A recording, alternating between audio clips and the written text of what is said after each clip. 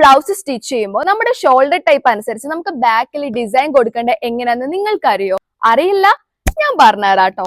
First neck type tear drop cut out. നിങ്ങൾ slim ആണ്, നിങ്ങളുടെ ഷോൾഡർ ഒരു മീഡിയം ടു നാരോ ടൈപ്പിലൊക്കെ ആണെങ്കിൽ നിങ്ങളുടെ ബോഡി ഇത് ബാലൻസ് ചെയ്യും. നിങ്ങളുടെ ബാക്ക് നല്ലോണം എലഗന്റ് ആയിട്ട് നിൽക്കാനും ഈ ഒരു നെക്ക് ടൈപ്പ് നിങ്ങളെ ഹെൽപ്പ് ചെയ്യും കേട്ടോ.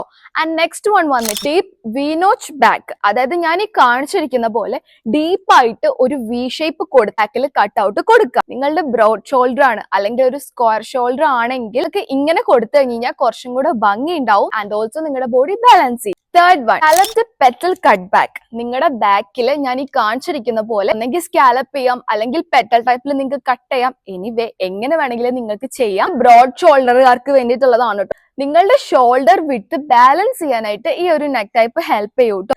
And fourth one over bead loop with ബോ.